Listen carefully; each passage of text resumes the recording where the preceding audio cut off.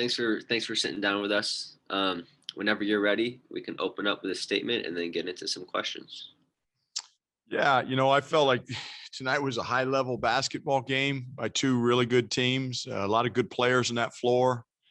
Boy, Evan Mobley, we had done a really good job on him the first two games, and not that we didn't think he was a good player. We knew he's a good player, but we had, our guys had kind of kept him in check. But tonight, he made some big-time shots and big-time plays, and we did a really good job on Edey early, much like we did on Bradley last night early. But then he got going in the second half too, and they made some big time shots to close the gap. And I don't think it was necessarily always bad defense. We had a few breakdowns, but I just thought it was two really good teams with good players. Evan Mobley would make a play. McKinley Wright would make a play. Evan Mobley would make a play. McKinley Wright would make a play. Then, one of their guys would make a play. Jariah Horn, made some big shots for us down the stretch there. So I thought our guys really battled.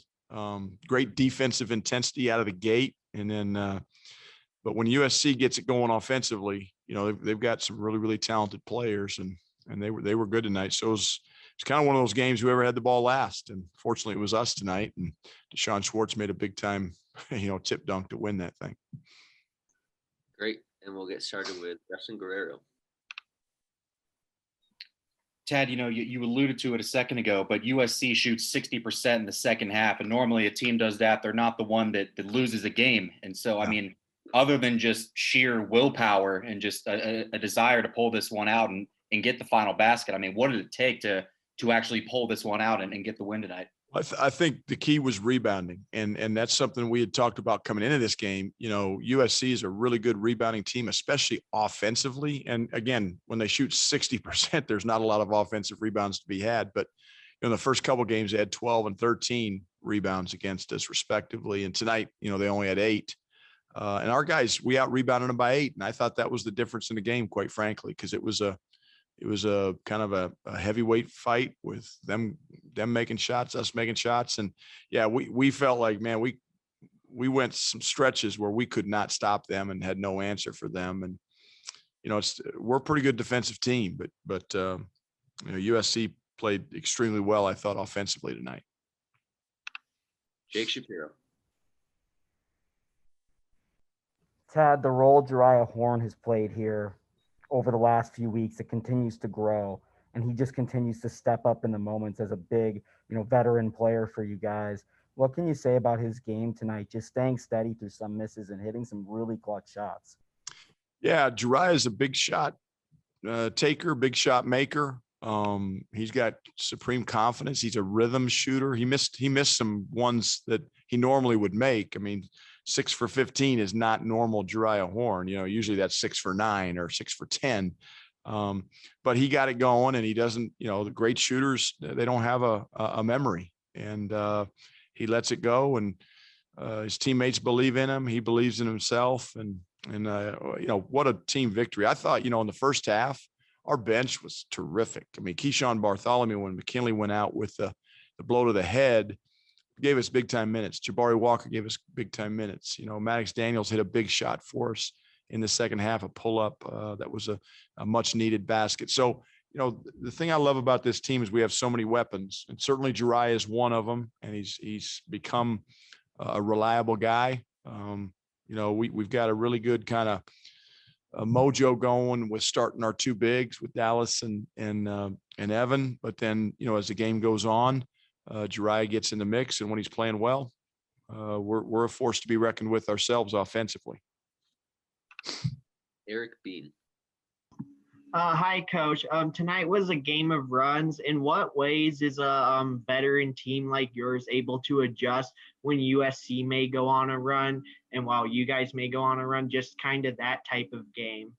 Yeah, I think, the big thing for our teams, we don't panic, and we don't get our heads down. I mean, we realize that that's part of the game, and it's 2 nights in a row now with Cal last night and USC tonight, where they made some big time shots down the stretch. And, part of that you might look at your defense, but part of that is they just made They made great shots. But, I thought the other key tonight, guys, we won this game at the 3-point line. I mean, we made 12 threes. They made 8. And, because you look at the percentages, they shoot 52% almost. We shoot 42.5%. So, they're definitely more efficient offensively than we were, but we made timely threes. And, they went to zone, which, I thought we handled it pretty well. Didn't have great possessions there early against, but once we got into a rhythm, we're a pretty good zone offensive team. So we finally got them out of it, and then they were switching ball screens, and sometimes we handled that well, sometimes we didn't. But this team just has a resiliency and a fight and a belief in themselves and a toughness that is fun to be around. Pat Rooney. Coach, you just mentioned making those plays down the stretch in a team that doesn't panic, regardless of how tomorrow goes. Are these the kind of games that will get you prepped for whatever happens next week? Yeah, absolutely. This was an NCAA tournament level game, a second round or even a Sweet 16 type game. That's what tonight was. Two teams that were very efficient and battled and made big time plays.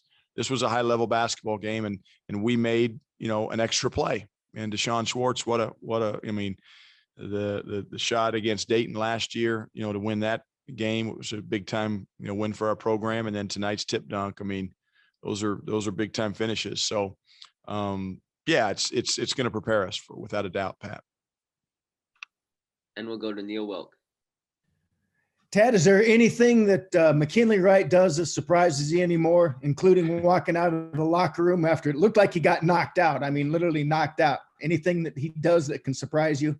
No. And, and I knew this much. I knew if McKinley Wright could come back, he would come back. And so when I saw him walk through the tunnel, it was kind of a Willis Reed moment for those of you that remember the 69, I think it was 69 championship, and there weren't enough fans in here to, but our fans saw it and they started cheering him. And I think it gave our team a lift. And again, Keyshawn came in off the bench and played. He's not used to playing extended minutes. Keyshawn's been playing, 4 minutes here, 5 minutes there type thing in games. And he played extended. He got a little tired, but he made some plays for us and kind of kept our engine going, which McKinley obviously always does for us.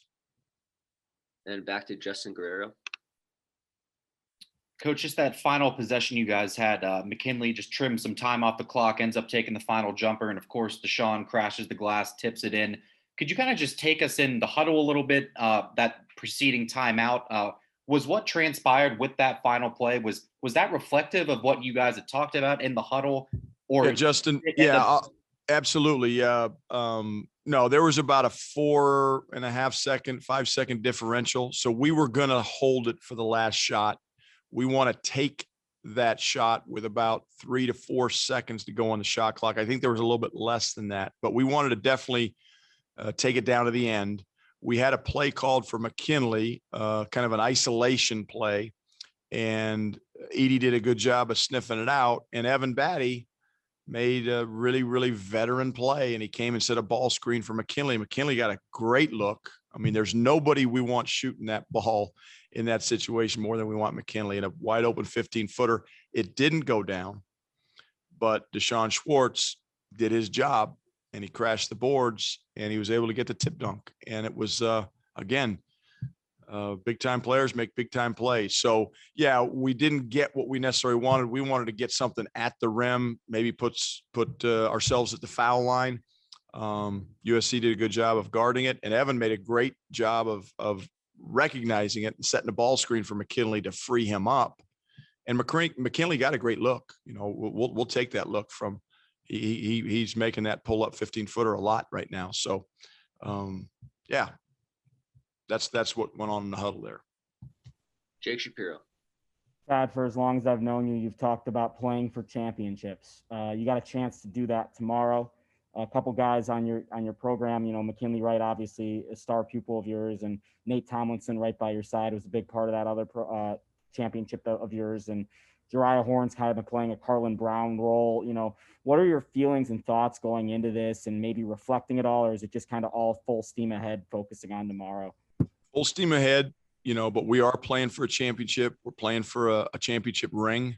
There's a handful of people in that locker room. Nate Tomlinson's one of them. Mike Rohn is one of them. Bill Carton, the guys that have been here from the beginning have championship rings, but the players don't. And, you don't get this opportunity very often. So, kind of the thought process for us tonight was, you got to take advantage of your opportunities in life. And tonight's opportunity was win a basketball game for the opportunity to compete for a championship. And tomorrow's opportunity is to go out and win a championship. And I'm sure Oregon State's feeling the same way. They're playing great basketball right now. Wayne Tinkle's done an unbelievable job with that team from the month of November, December to where they are now. He deserves a lot of credit, and their players have gotten better and their team's gotten better. And so we got our hands full. They're playing good basketball right now. And we'll do one more for Pat Rooney. Yeah, Tad, kind of wanted to ask about that with Oregon State, a team playing with a lot of confidence right now. What's maybe the keys for you guys in that matchup going into tomorrow? Well, I think when you start talking about Oregon State, you got to start with Ethan Thompson, but they've got other weapons. Jared Lucas is as good a three-point shooter as there is in this league. He's a great 90+% free throw shooter. Alatishe is a major problem in terms of his athleticism, and he is finishing, around the rim.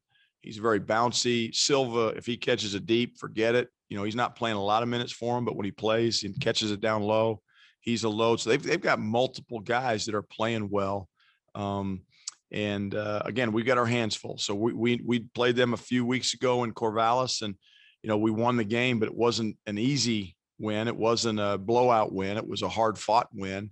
And that's the kind of game we're going to be in store for tomorrow, because I know Oregon State, they're playing for their NCAA tournament lives and a championship. We're playing for a championship.